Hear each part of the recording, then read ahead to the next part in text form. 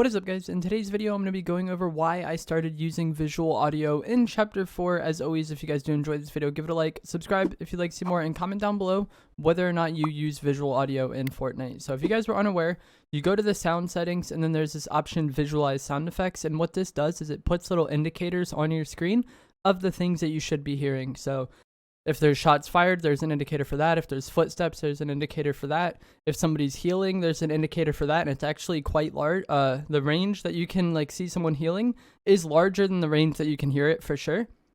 And there's other things like zip lines, crows, animals, and even somebody riding an animal versus just a normal animal. There is different visual audio indicators for that. So my opinion on this setting hasn't really changed. I've always thought it was really good and really effective for most players.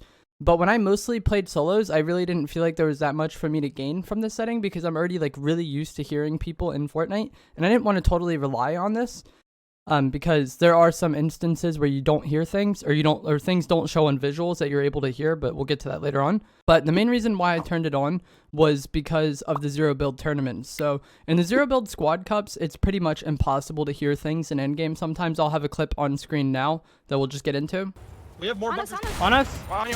Broke shield. Watch out. He's one. Dead On us. Dead on us.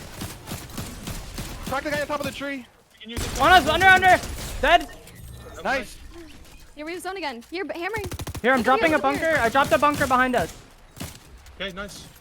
This is the last team. Just pressure them. Broke shield on one. One shot in the air to the right. Wait, dead. Guys, one shot. Broke shield. Dead. Nice. Nice. Oh my gosh, we actually just... And you see during that moment, it's super chaotic. Me and my teammates are all kind of standing in the same bunker. They're all shooting at people. We're all calling out things. And then there's a guy underneath us that I'm fighting.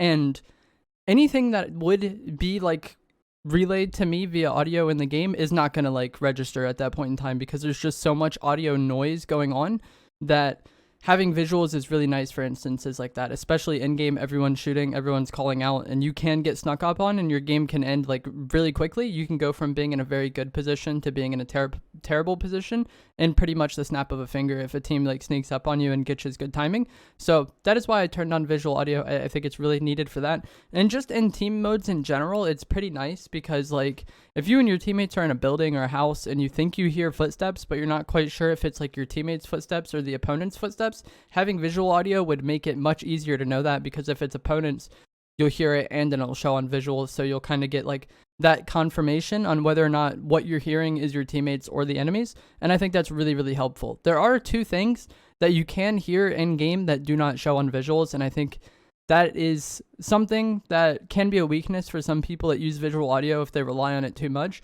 But you can't see players crouching on visuals, and you can hear them in some situations. I'll have a clip on screen now where I hear this player in this building crouching the entire time, or I hear him crouch walking, but he doesn't show on visuals. Hammering onto people with no early damage this season. The Thunder Shotgun is so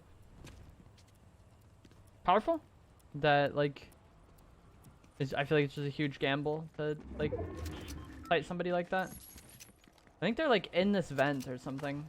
I'm out here playing Among Us.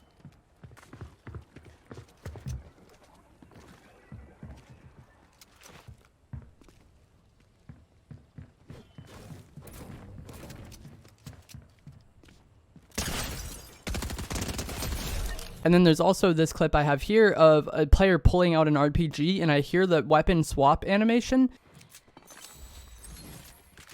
Man thought. The guy here with an RPG. He's under me. And so I kind of chill on this house and then catch this kill. But nothing ever showed on visuals for this player. I just heard them pull out the RPG. So I do think visual audio is really good and it's really helpful for a lot of players. But you don't want to rely on it too much because it can lead you astray. If you just kind of disregard all audio that you ever hear because something didn't show on visuals, you can get caught off guard because, like I said, it doesn't show people crouch walking and it doesn't show weapon swap animations on there, and that could be pretty big. Not only can a weapon swap give an opponent away, it can also give away what weapon they're using. Like that player that I heard pull out the RPG, I knew they had an RPG out, so I kind of played off of them having an RPG. And had it not been, if I was only relying on visuals, I wouldn't have known they were there, and I wouldn't have known they had the RPG out. So I think visual audio is really good. I think if you aren't using it, it can probably benefit you, especially if you're playing team game modes.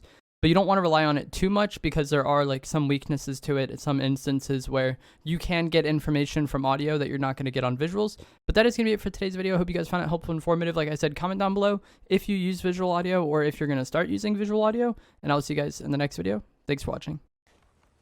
I wish I had Storm Mark, bro. Like, we would have found this guy already. Feels good, Kaz. It's like a full year of your life spent in Fortnite. Yeah, I don't even want to see, like, the actual numbers. Like, it's gross. Especially if, like, you add up the amount of time I've spent playing this game and, like, spent watching my friends stream this game. Like, it's disgusting.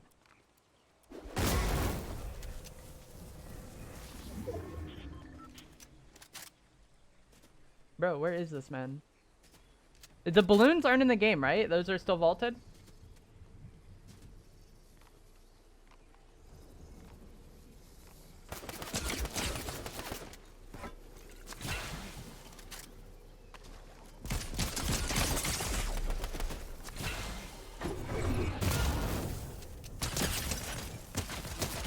GG's, that was questionable. That was so awkward.